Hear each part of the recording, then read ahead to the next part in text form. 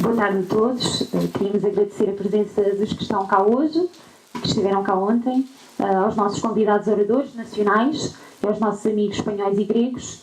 Eu vou passar a palavra ao Nuno Ramos de Almeida, do Agir, à Catarina Nabais, de seguida a Mândio Madaleno, presidente do PPP, e à Joana Amaral Dias.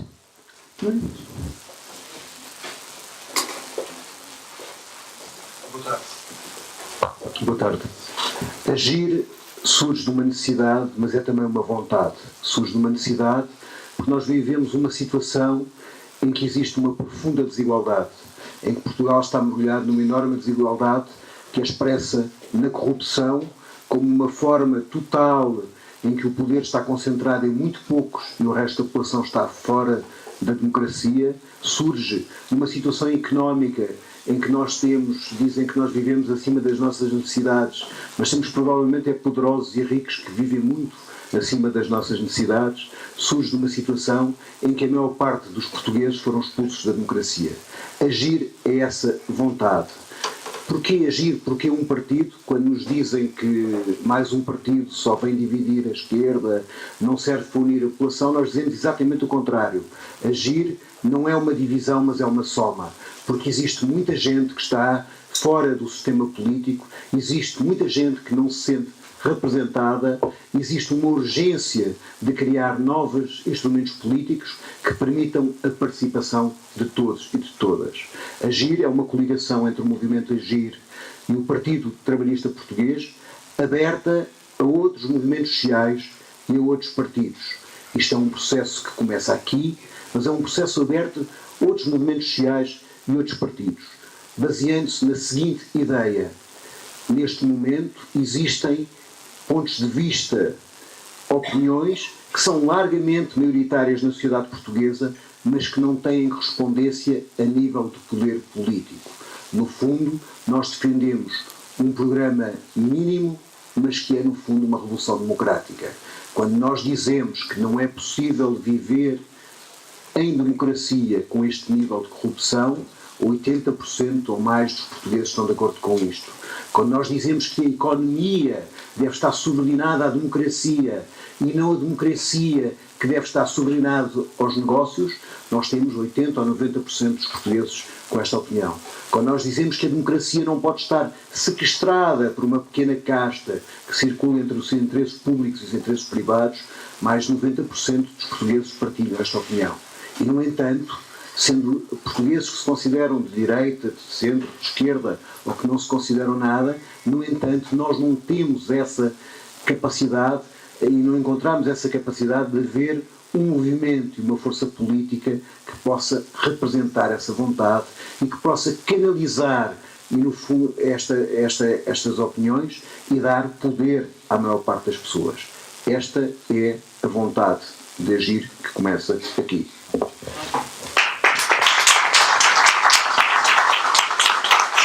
Obrigada, Nuno. Catarina Nabais. Boa tarde. Eu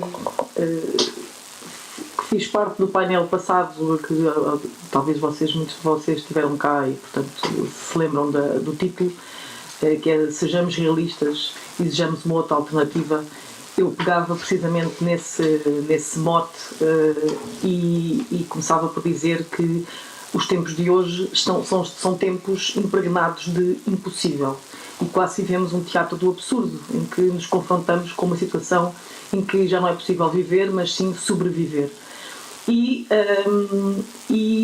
eu pronto, estou aqui como convidada da parte da filosofia, que pensa um pouco a estética também, sugiro precisamente que não vamos pelo caminho do teatro do Beckett, em que os atores se limitam a partilhar um palco já sem qualquer esperança ou qualquer crença em qualquer outro possível e, portanto, limitam-se a viver aquele impossível, mas sugiro precisamente que relamos ou que voltemos aos livros do Kafka e pensemos o impossível como essa abertura para novos possíveis e um presente que nos está a ser absolutamente roubado, não é? Aliás, nós estamos numa condição sem tempo. Não roubam o passado, o trabalho do passado dos velhos, roubam o futuro aos jovens, roubam o presente a todos nós. E, portanto, há que voltar à trincheira, há que voltar à guerrilha, há que voltar a inventar novos possíveis de resistência. E, precisamente por isso, decidi também aderir ao AGIR e estou aqui como, a manifestar o meu agrado em que haja um movimento como o AGIR, que precisamente é isso, é um movimento, é um movimento de guerrilha, hoje nesta ausência de política, não é? Como aliás a Joana referiu há pouco. E portanto relembro aqui também, como há pouco foi lembrado o Aristóteles, relembro que talvez a solução hoje seja voltar à ideia grega aristotélica de democracia e de política como essa união de amigos e voltar às bases, portanto fazer uma política que não seja de esquerda ou de direita, mas sim de baixo para cima, voltar ao cidadão, voltar a olhar para as pessoas. E o programa do AGIR é um programa que estabelece princípios mínimos, quase como um pacto mínimo social, a pensar nas pessoas, a partir das pessoas, falando pelas pessoas e portanto eu não posso senão estar de acordo com o programa e desejar que se injete também um pouco de uma alegria espinosista e de entusiasmo e uma volta a acreditarmos que é possível fazer alguma alternativa nesta esquerda tão esburacada que temos hoje.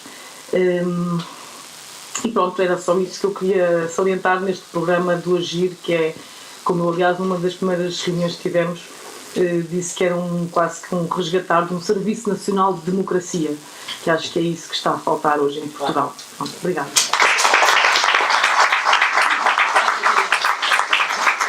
Obrigada, Catarina. Passo a palavra a Mândio Madaleno, Presidente do PTP. Antes de mais, boa tarde a todos. Ontem aprendi algumas coisas. Espero hoje ainda aprender também outras. A vida é um processo de aprendizagem. Tenho de me apresentar, poucas pessoas me conhecem. Sou natural do Fundão, tirei o curso de Direito na Universidade Católica em 1986. A única coisa que lá paguei foi a matrícula, nunca paguei nada, ainda recebi bolsas. É esta a minha postura na vida. Quando terminei o curso, tive um convite para ir logo trabalhar para o BCP, mas entendia que a minha função era outra, era uma função social. Então comecei a escrever artigos para o Jornal do Imigrante, para o Jornal do Fundão, etc, etc. Do tempo de um senhor chamado Paulo Louro, não sei se alguém se lembra dele. Ensinou-me algumas coisas em política, depois fui para o PST, escrevi no PST nessa altura. Fui Conselheiro Nacional dos TSTs durante muitos anos, trabalhando com sindicatos, e este trabalho tinha que lhe dar continuidade, porque o PST no tempo da Freira Leite já não me estava a representar nada, então decidi desfiliar, escrevi uma carta, e de repente, a minha mulher não está aqui hoje, mas esteve ontem, um dia cheguei a casa e disse, olha, ontem fiz um partido. Era fácil fazer partido nessa altura, e ao fazer um partido não poderia deixar de ser um partido que fosse do lado dos trabalhadores, que foi isso que sempre fiz. Ajudei a fazer alguns sindicatos a nível nacional, que neste momento são os mais representativos. Fiz com que os sindicatos independentes fossem os únicos que efetivamente fazem greve. Se vocês ouviram falar de greves, só ouviram falar de greves dos revisores da CP, ouviram falar de greves também dos motoristas, ouviram falar de greves também do metro de Lisboa. Também ouvem falar de problemas com os polícias, está aqui o ex-presidente do Sindicato das Polícias, que é o Sr. António Ramos. Também ouvem falar de problemas do GNR, etc. Isto para vos dizer que a minha vida sempre foi trabalhar com esta gente. E o trabalhar com esta gente significou ao longo de mais de 20 anos ser perseguido, porque quem defende pessoas que são perseguidas também é perseguido. Ser perseguido por todos, desde a parte final do Cavaco, desde as guerras com o engenheiro Sócrates, que está aqui o senhor, que a determinada altura, quando o engenheiro Sócrates começou a retirar direitos aos polícias, e ele disse que devia ter continuado de férias no Quênia, o despediu. Teve 8 anos no tribunal, agora foi reintegrado, ele está aqui no meio de nós. Isto para vos dizer que, mais tarde, guerras também com os amigos do Passos Coelho, guerras com o Dr. António Costa, claríssimas, não posso também revelar pormenores, mas de uma forma afrontosa, porque acho chocante o que ele acabou de dizer em Barcelos. Fala dos pobres. Vocês esquecem, está aqui a doutora Daniela, que é presidente do IBS, que sabe muito bem a maneira como o António Costa sacrifica os velhos e as pessoas que estiveram cá na primeira sessão, cerca de uma quantia significativa de pessoas, ontem, uma quantidade significativa de moradores que recebem cartas de aumentos de renda para 300, 400 e 500 euros, casas completamente espatifadas. O mesmo António Costa, que diz que está do lado dos pobres, persegue-os no dia-a-dia. É evidente que quando tem lá umas cunhazinhas consegue ter uma renda diferente. Mas é para dizer que aquele senhor não é nada um bom exemplo a seguir em termos políticos. Se por acaso tirarmos o curso no mesmo ano, claro, eu já disse onde é que tirei, eu estou na Faculdade de Direito, mas por acaso eu tenho vivido o meu trabalho e ele sempre viu da política. E para quem sabe destas coisas, a política, eu ontem aprendi uma coisa com o Sr. Manolo, que me fez ver o que era evidente. Não sei se ele ainda está aqui na sala, se não está, mas eu tenho que lhe agradecer porque ele fez ver o que é evidente. É quase como um ovo pombo. O que é fazer política? Na Grécia era muito simples. Os cidadãos juntavam-se, dentro deles de vez em quando escolhiam um representante, manifestavam as suas queixas e depois eram consequentes com essas reivindicações.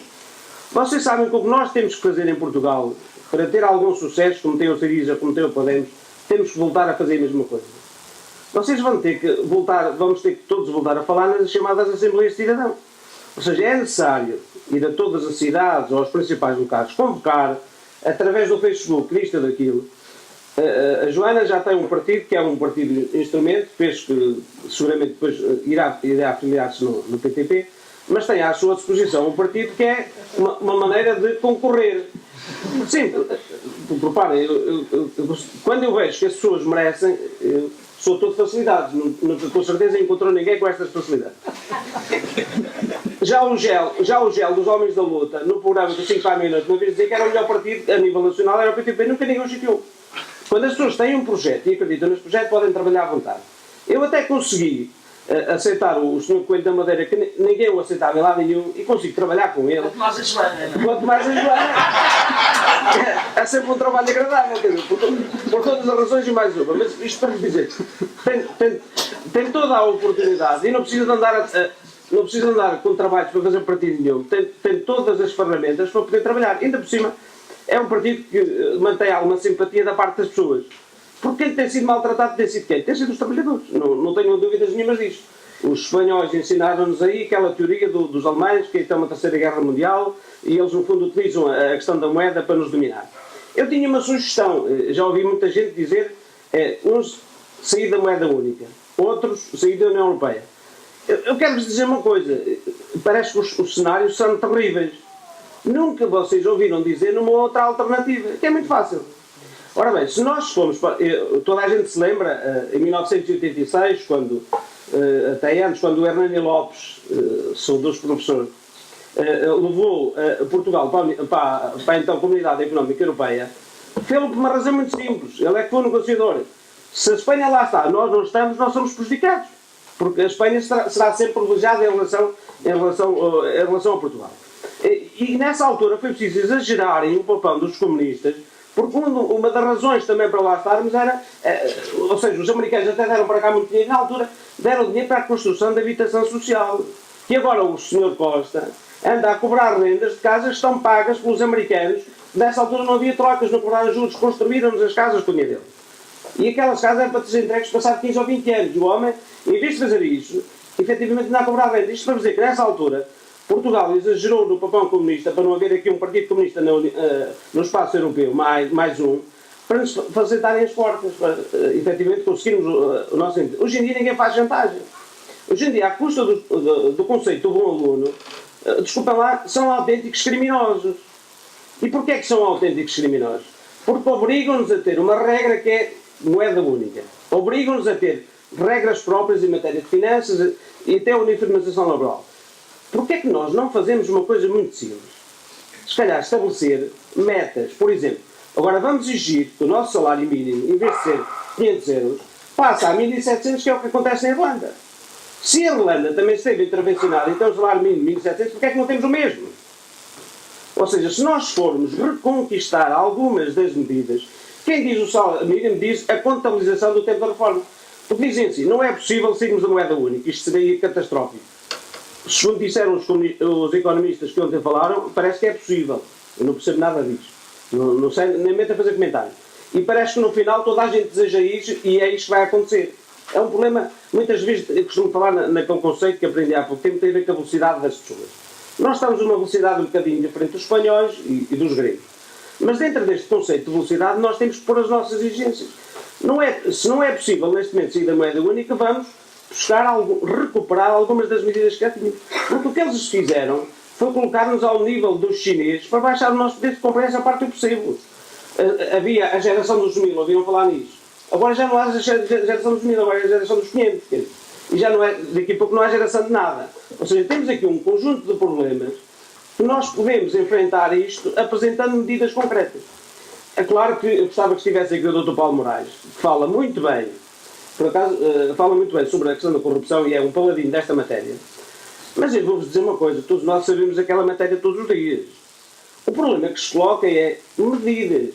Ainda há bocado estava aqui a falar com umas pessoas. Vocês sabem quem é que é a pessoa aqui em Portugal está nomeado para fazer com que os organismos do Estado sejam menos corruptos, para introduzir manuais de procedimento para evitar a corrupção, para, por exemplo, consagrar a transparência, a fundamentação, etc. etc. Eu vou dizer uma coisa, sabem quem é que é? É o Presidente do Tribunal de Contas. Ele é que é o Presidente do Conselho Consultivo contra a Corrupção. Então, afinal, não é ele. A ideia que eu tenho de corrupção em Portugal, da tal corrupção que nos prejudica a todos, seria aquela coisa, não sei se é 20%, se é varada, se é 10%, não sei. Mas existe a sensação que quer no PS, quer no PST, cada vez que havia uma empreitada pública recebia uma comissão. E esse dinheiro ia para a Suíça. Já vimos como é que ia para a Suíça. E se ia para a Suíça, para que é que servia? É porque depois, quando chegava o ato eleitoral, e é aqui é que quase todos os partidos são condenáveis, quando chegava o ato eleitoral, era necessário abrir uma conta e comunicar o número da conta ao Tribunal Constitucional. Eu tenho dúvidas que aqueles financiamentos de milhões que correspondam à realidade. Se calhar era o mesmo dinheiro que vinha para a Suíça que lá caía, se calhar os bancos não prestavam nada, se calhar tudo é fingido. E assim o dinheiro ficava lavado. Sabem porquê? Porque a seguir a Assembleia da República paga os votos. E aquele dinheiro que não tinha origem legal ficava lavadinho com o dinheiro que vinha da Assembleia da República. E é por isso que vocês percebem que há partidos que são responsáveis por ação e outros por omissão.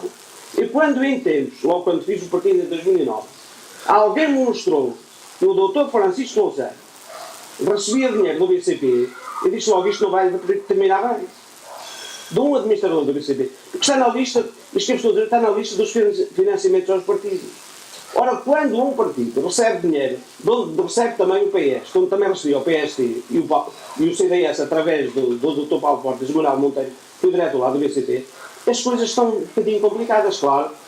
Também havia o Ricardo Salgatos que ajudava a escolher as listas dos deputados, como sabem disso, não é? Nós, para sairmos desta situação, temos que fazer uma coisa completamente diferente. Temos primeiro, dir-me-ão assim, eles são todos iguais. Eu acho que são todos iguais e trabalham todos para o mesmo. Com aquela percepção que nós somos estúpidos. E na verdade temos sido. Como é que está a volta a isto? Eu não conheço outra maneira, senão voltar às tais assembleias. Nós podemos perfeitamente, nós e outras pessoas que nos queiram ajudar, marcar através do Facebook ou por outras vias, reuniões, assembleias, etc, etc, em determinada localidade. As pessoas comparecem lá. Pelos vistos na Espanha compareciam sendo de todos os partidos. Não é só, não interessa de partido são. Ao comparecerem lá, só têm que nos ouvir. Ao ouvirem, nós também os ouvimos a eles. E é deste diálogo, da capacidade que a gente pode ter em enfrentar uma Assembleia, que vamos ficar a saber que ideias é que as pessoas querem. Porque, na verdade, eu vou-vos dizer uma coisa, todos nós somos políticos. Quando estamos a ver televisão, todos nós percebemos que aquele indivíduo é um vigarista. Só que nos dizem que é preciso alterar a Constituição para meter na cadeia. Estão a ver que não é necessário. Aquele senhor que está em Évora está preso, e vai estar preso uma série de anos, e não foi necessário alterar a Constituição. E porquê é que ele está preso? Porque houve alguém com coragem de desempenhar a respectiva função e que não ficou por meias medidas e foi consequente. Porque na maior parte das casas a gente não sabemos. Sabemos que há uma senhora que era responsável das finanças que tem dinheiro na Suíça. Se o tinha na Suíça é porque o dinheiro não era legal. E se era responsável lá por um departamento importante das finanças é porque ali havia qualquer coisa muito esquisita. Ou seja, enquanto não se instituir uma prática de responsabilização dos titulares, e responsabilização eu digo mesmo cadeia, porque todos os casos que há de corrupção nós temos que os denunciar. E ao denunciá-los, dizem-me assim, mas reparem, quer o PS, quer o PST, quer o CDS, quando se fala desta matéria de corrupção, dizem assim, é necessário criminalizar o enriquecimento ilícito. Uma treta. Então o Sócrates não está lá dentro, então afinal está lá com base em que lei? Eu percebo que o Dr. Marinho Pinto, desculpem lá, eu tenho que falar, porque ele agora é presidente do partido. Por acaso ainda não tem 4 presidentes, mas pronto, isso é outra história. Mas ao ser presidente de um partido, eu percebo que aquele partido é autodestrutivo. Porque quando ele vem contra a justiça, porque não se pode estar contra a justiça, os partidos não se metem na justiça. E não se pode estar por aqui. Ele é autodestrutivo. Ao dizer que o engenheiro Sócrates devia estar cá fora, aquele homem está a ser contraditório com ele próprio. Eu percebo que ele sempre foi, em determinada altura, era um bailarino dos engenheiros Sócrates. Quando o engenheiro Sócrates estava aflito, ele mandava-se ligar para uma notícia para nos distrair a todos nós. Era essa a percepção que se tinha daquele senhor. Eu não gosto, pessoalmente, não tenho nada contra a pessoa, acho que é um excelente profissional, mas não tem que andar a fazer comentários desta maneira. Reparem, já há muitos partidos, também dir-me-ão assim, no meio desses leques de partidos, porque é que tinha que. A Joana ia ter com o Partido Trabalhista? Vocês também podem perguntar, mas se calhar ela é que os vai responder. Porque, na verdade, eu não passava pela cabeça se efetivamente estarmos aqui nesta situação. Eu tenho feito o meu trabalho com muita humildade. Sei que a comunicação social não gosta muito de mim, não percebo porquê. Às vezes gosto de dizer umas verdades. Mas eu vou dizer uma coisa, eu tenho a percepção que a comunicação social tem a ver com determinadas coisas. E tem a ver com determinadas coisas como? Em 1986, que eu comecei a aparecer para estas coisas e vendo e assistindo, eu percebi-me do seguinte, que pena que todos temos do professor Cavaco, em vez de tirar um pós-graduação em Londres, como é que se faz um aeroporto perto de uma cidade? Se aquele homem tivesse tirado um pós-graduação, como é que se faz com que os jovens sejam mais estudiosos? Se ele tivesse seguido um modelo irlandês ou um modelo indiano, neste momento nós estávamos aqui com um problema diferente. Não tínhamos autoestradas cheias de dejetos de pássaros, que só servem para isto. Desculpa lá que as autoestradas, a maior parte, não servem para nada. E vão estragar com o tempo. Não andávamos a pagar estes custos todos. Não tínhamos este fenómeno de corrupção, que não se sabe muito bem quanto é que roubaram e que roubaram com as coisas. Não tínhamos estes problemas, então o que é que tínhamos? Tínhamos quase um modelo indiano. Neste momento tínhamos cidadãos com melhor formação profissional, cidadãos com cursos mais dedicados à investigação, que estavam a fazer o aparecimento de empresas, que é o que está na moda. É o que acontece na Irlanda e na Índia. Porquê? Porque aquele senhor aprendeu, ensinou os discípulos dele, alguns deles até eram da minha geração, que foram logo pastores dele, ensinou aquela gente aqui a trabalhar de outra maneira. Pois vocês acreditam que aquela geração dele está metida em todo lado? Primeira coisa, quando lá saíram, foi construtores civis. Ou eles ou as mulheres. Depois de serem construtores civis, toca cada um a fazer o seu banco. Lá temos outra vez os bancos. E é tudo a geração do Cavaco. Depois destas coisas todas, toca a dominar a comunicação social. Então temos 3 ou 4 grupos de comunicação social que mandam este país. E que até decidem qual é que vai ser o nosso futuro. Sabem disso? Porque depois há aí várias entidades que já dizem quem é que vai mandar, etc. etc. E há muito tempo que se falou nisso. Diziam que era o Rui Rio e o António Costa. Eu não acredito nessas coisas. Eu acho que nós temos que nos organizar. Todos nós sabemos gerir o nosso futuro. Desculpem lá, eu estava aqui a mostrar vários conceitos. Não tenho muito tempo.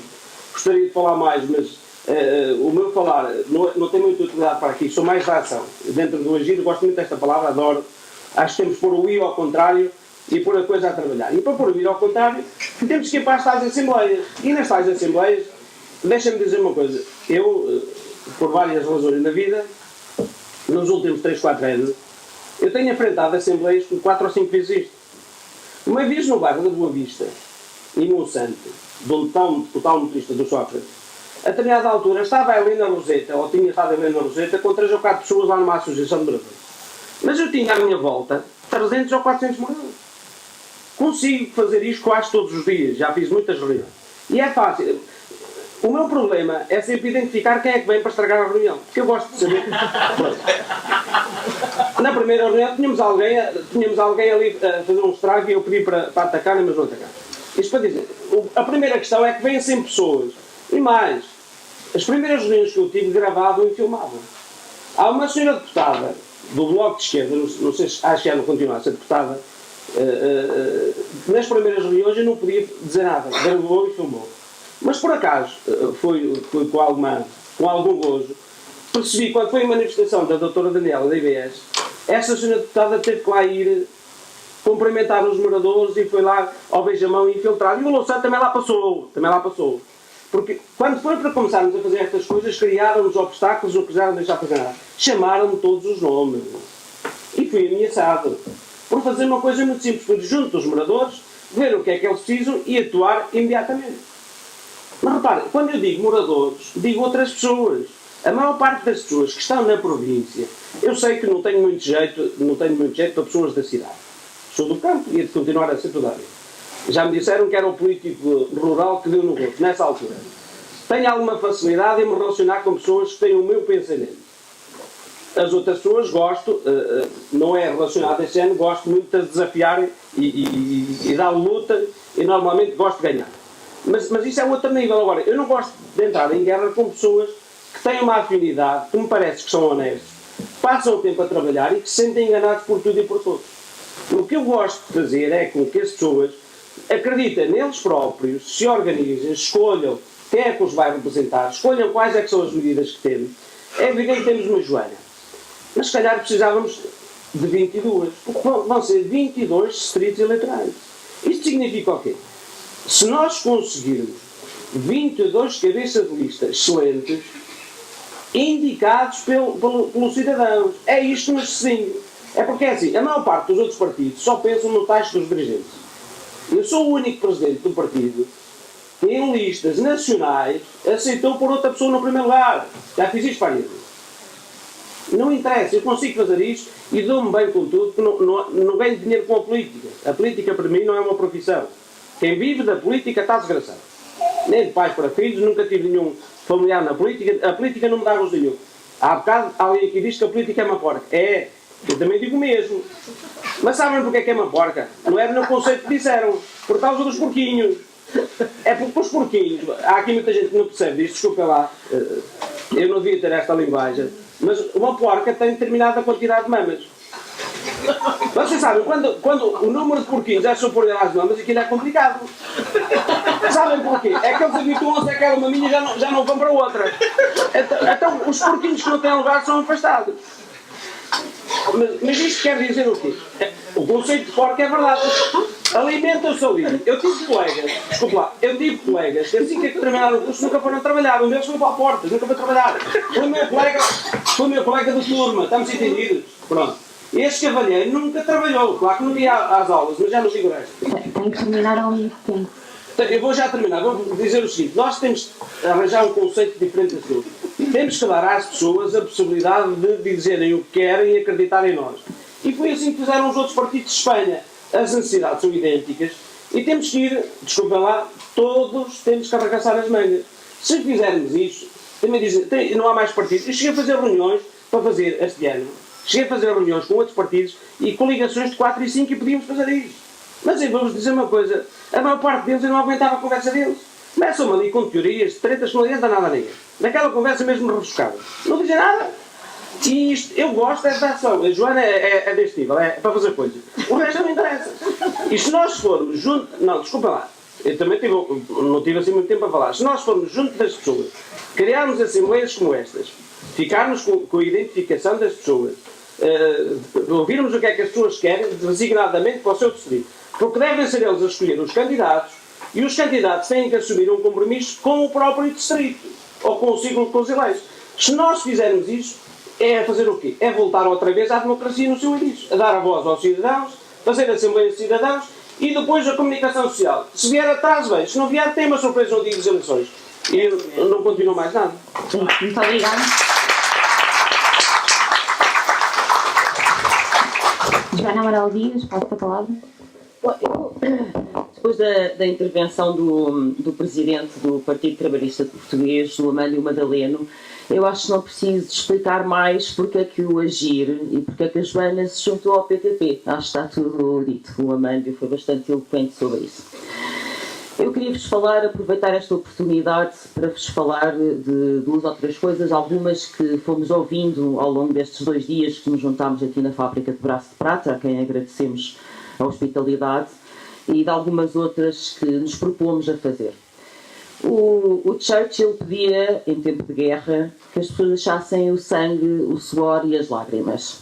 A Merkel, mais ou menos em tempo de guerra, o que tem para oferecer é o desemprego, a depressão e o desespero e a dívida.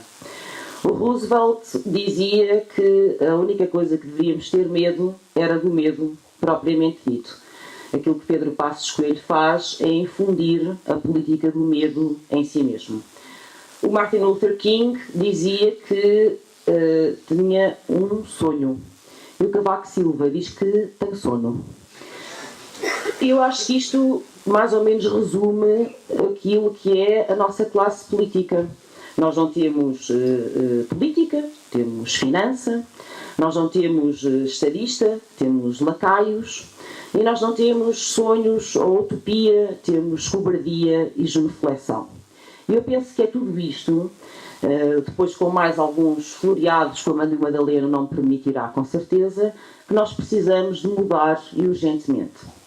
Se não, vejam, ainda esta semana a Ministra das Finanças veio dizer que tem os cofres cheios. Ela tem os cofres cheios, mas os portugueses têm a carteira vazia. Ela tem os cofres cheios, mas os portugueses têm a conta bancária a zero. Ela tem os cofres cheios, mas os portugueses têm os bolsos ocos. Esta afirmação em si mesma demonstra que ela não percebe nada daquilo que se passa com os portugueses. Mas há uma coisa que os portugueses não têm vazia, certamente, é a sua memória. E lembram-se que esse discurso dos cofres cheios é o discurso da ditadura, é o discurso de Salazar. E que a austeridade de Salazar tem muitas semelhanças com esta austeridade agora. Porque esta austeridade agora é aquela que aprofunda as desigualdades, todas as desigualdades sociais, económicas, mas também, evidentemente, as desigualdades de poder. É a austeridade que lança e que cospe para fora do país não sei quantos jovens e menos jovens à procura de simplesmente a possibilidade de sobreviver. É aquela que também cospe para as margens do sistema os jovens do ensino e mesmo já da própria escola. É aquela que igualmente vai expulsar para essas franjas os nossos velhos, os velhos que trabalharam a vida toda para construir este país, esses sim deixaram sangue, suor e lágrimas, que expulsa todos os trabalhadores. A crise é só isto e não nos deixemos enganar. A crise não é nenhum projeto de recuperação das economias e das finanças. Os projetos avaliam-se pelos seus resultados. O resultado da austeridade é este: a transferência de dinheiros e de recursos, de possibilidades, de sonhos e de esperança daqueles que trabalham, dos que estão de baixo, para aqueles que estão em cima, dos que estão de fora do sistema, para aqueles que estão no centro. O projeto da austeridade é isto, e Pedro Passos Coelho disse: o projeto da austeridade é o empobrecimento sistemático e acelerado do país. É isto a austeridade e é contra isto que nós temos que agir. E por isso nós queremos apresentar-nos às eleições. Este golpe de Estado que é a austeridade, este crime que é a austeridade, e daqui hoje nós acusamos Pedro Passos Coelho, porque tem um rosto. Pedro Passos Coelho e Paulo Portas pelas pessoas que morrem nas urgências, 4, 8, 10, 20 horas à espera de serem atendidas. Daqui acusamos Pedro Passos Coelho e Paulo Portas, todas as crianças que passam fome e que chegam à escola de manhã sem pequeno almoço. Depois venham dizer que isto é populismo. Daqui hoje o Agir acusa Pedro Passos Coelho e Paulo Portas por todos os velhos que não têm dinheiro para pagar os seus medicamentos ou para ter uma consulta, porque uma simples urgência, uma mera urgência, custa 20 euros. É contra esta austeridade, que tem um nome, chama-se crime, que é preciso agir. Esta austeridade, evidentemente, é sustentada ainda por duas outras coisas que fazem parte do nosso programa mínimo e que importa sublinhar já. Uma é a necessidade urgente do aprofundamento da democracia. A democracia e a política estão entregues a meia dúzia de medíocres. A meia dúzia de pessoas que são medíocres, repito. Há um pequeno círculo de confiança, uma elite que está num constante movimento de vai e vem, numa porta giratória entre as grandes empresas, os grandes escritórios de advogados e a Assembleia da República, e que visa apenas uma coisa, que é a proteção dos seus próprios interesses e dos interesses outros, mas nunca defender os nossos e defender os do povo. E, portanto, nós precisamos urgentemente de aprofundar os mecanismos de participação democrática. Os políticos não se podem queixar com uma mão de que as pessoas não votam e que a abstenção é um drama e que as pessoas estão desinteressadas e, simultaneamente, com a outra mão, impedir-nos de participar. Simultaneamente, com a outra mão, por exemplo, se as pessoas querem um referendo, precisam de recolher 75 mil assinaturas e, mesmo assim, não têm nenhuma garantia da Assembleia da República que esse referendo vá para a frente. Isto é absolutamente contraditório e paradoxal, mas também revelador da verdadeira essência desta democracia representativa. Ela precisa de ser combinada com formas de democracia direta e democracia participada. E, portanto, este é um dos pontos essenciais para nós, que a democracia seja aprofundada e que sejam dados efetivos instrumentos de participação democrática aos cidadãos, que eles possam, de facto, apoderar-se daquilo que é seu, que é o Estado, que é a democracia, que são os órgãos de soberania, e que esta não se limite a ser apenas um depósito de um cheque em branco de 4 em 4 anos. Não se admirem assim, com a política sempre de joelhos perante a finança e com a política completamente obstaculizada a viver num bunker, que as pessoas se desinteressem pela política. Não se admirem que assim que as pessoas não vão votar. Como eu dizia há pouco, as pessoas têm consciência de que o poder político é fraco, é débil, que não nos protege e que está completamente subordinado a outros interesses. E, portanto, para que participar? Então, temos que dar mecanismos de participação para que as pessoas possam apoderar dessa mesma política e a possam fazer diferente. Mas, evidentemente, que este regime de vendilhão e de mercadejar os nossos direitos é também sustentado por um outro tema que nós falámos aqui durante 2 dias, que é a corrupção. A corrupção não é um problema de maus rapazes e de más raparigas que têm uma espécie de vertigem de poder e uma tontura uma vez que chegam ao topo. Não, claro que não. Sim, há maus rapazes e maus raparigas, todos nós conhecemos isso. Mas não é esse o problema. O problema é que o próprio Estado é em si mesmo corrupto.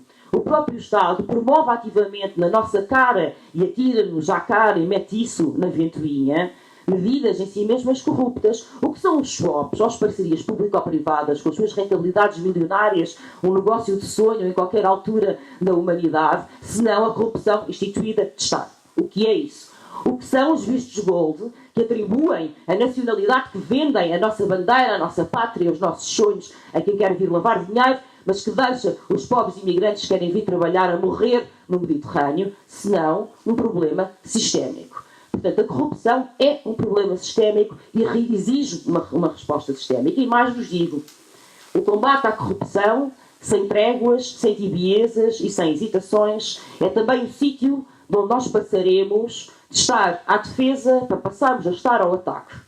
Não podemos estar mais com medo e o medo tem que mudar de lado.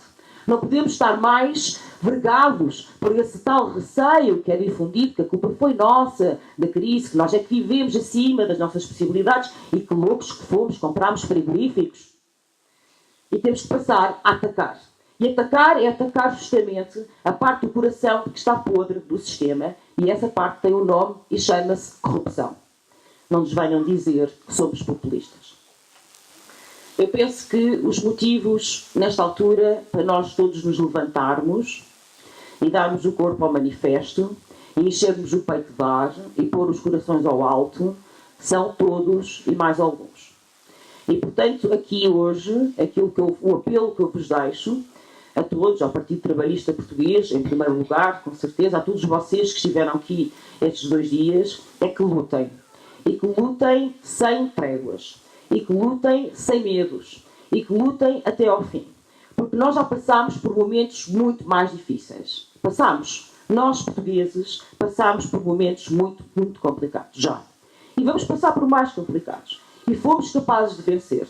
E fomos capazes de chegar ao topo da montanha. E, portanto, por mais íngreme que seja o caminho, e por mais íngreme que seja essa subida, nós vamos conseguir chegar lá se estivermos unidos e se estivermos juntos em torno de pontos que eu penso que são absolutamente consensuais, que existe, obviamente, um amplo consenso na sociedade portuguesa. E, portanto, o apelo que eu deixo aqui hoje é que vocês não desistam. Não se deixem intimidar por argumentos de não há dinheiro. Há dinheiro, sim. Há dinheiro para resgatar 6 bancos em 6 anos. Há dinheiro para os portugueses. Há dinheiro para os hospitais. Há dinheiro para a escola. Há dinheiro para nós portugueses que trabalhamos todos os dias. Claro que sim. Não se deixem intimidar com o discurso da Europa não deixa. A Europa somos nós portugueses somos europeus, nós espanhóis somos portugueses, somos europeus, nós gregos somos europeus. A Europa é nossa, é construída por nós, é aquilo que nós fizermos dela também, e por isso também convidamos os nossos colegas gregos e espanhóis para estar aqui hoje, porque nós precisamos também dessa união. Não se deixem intimidar pelo argumento de que se lutarmos e que se nos levantarmos, amanhã não haverá dinheiro. Vou-vos dar uma novidade, já não há dinheiro. Nós todos, muitos de nós, para não dizer a esmagadora maioria, hoje quase que paga para ir trabalhar. Não se deixem intimidar nunca e por fim, por argumento que são demagógicos e são populistas. Quando se fala de fome, de miséria, de desesperança, de desamparo, de solidão, não se está a falar de populismo e demagogia. Estás a falar das pessoas, das suas vidas, daquilo que elas sentem, dos seus sonhos e das suas esperanças. E por isso eu deixo aqui este apelo a todos os que estiveram aqui, a todos os que estão a ver a partir daqui, para que se levantem e para que lutem e para que possam agir. Muito obrigada.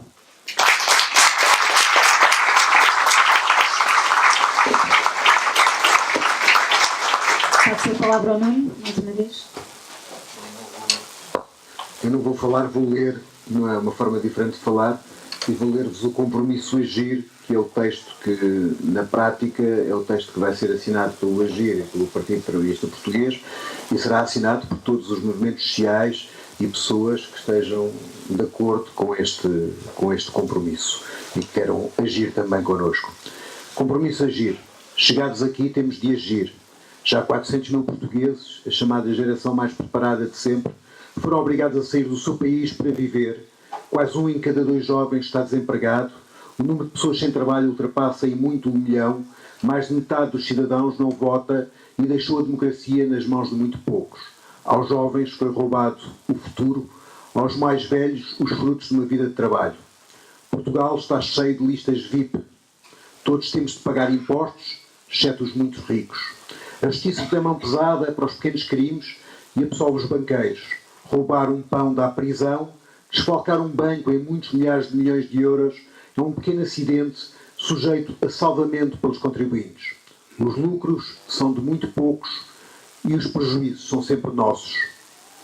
Em Portugal é possível perder uma casa por uma dívida ao fisco de meia dúzia de euros, mas o Primeiro-Ministro pode-se esquecer de pagar à Segurança Social. O poder é corrupto, não porque os governantes e os empresários sejam todos maus rapazes, mas porque a lógica do sistema é corrupta.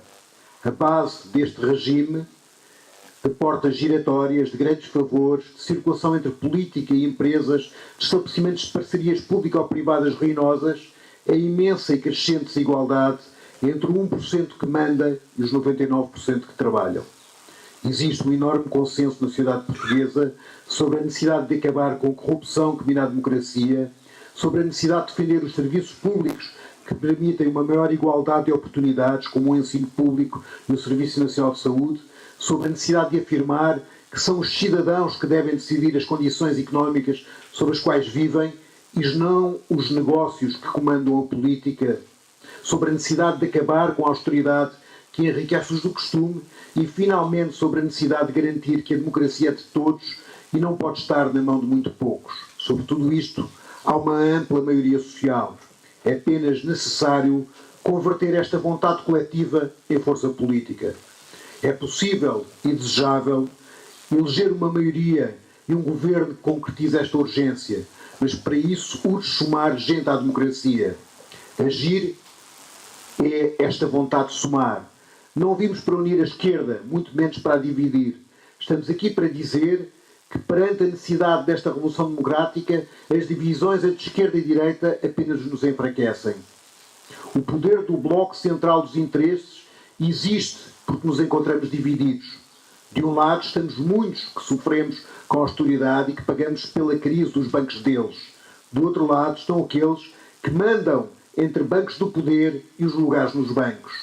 A sua força está na nossa incapacidade de somar gente à democracia. Agir é essa proposta. Não interessa se és de esquerda, de direita, de centro ou não te reconhece em lugar nenhum. O que interessa é a tua vontade de participar nesta ruptura popular e construir uma verdadeira democracia. Propomos um programa mínimo que é simultaneamente uma mudança máxima. Vamos fazer de Portugal uma democracia de todos e não um negócio para alguns. É preciso agir nas próximas eleições, por isso vamos a votos. A forma que escolhemos foi a criação de uma candidatura conjunta e aberta. O Partido Trabalhista Português e vários ativistas e movimentos sociais propõem a coligação Agir, aberta a todos e a todas que concordam com estes propósitos. É uma força que pretende todos os dias integrar mais gente. Nos próximos meses estaremos em todo o país para construir esta alternativa, para recolher os contributos e as ideias das pessoas, para somarmos os protagonistas desta mudança. Nas próximas eleições, os portugueses poderão participar e votar numa candidatura plural, encabeçada por Joana Amaral Dias. Todos somos necessários para agir. É este o compromisso coletivo que assumimos hoje. Muito obrigado.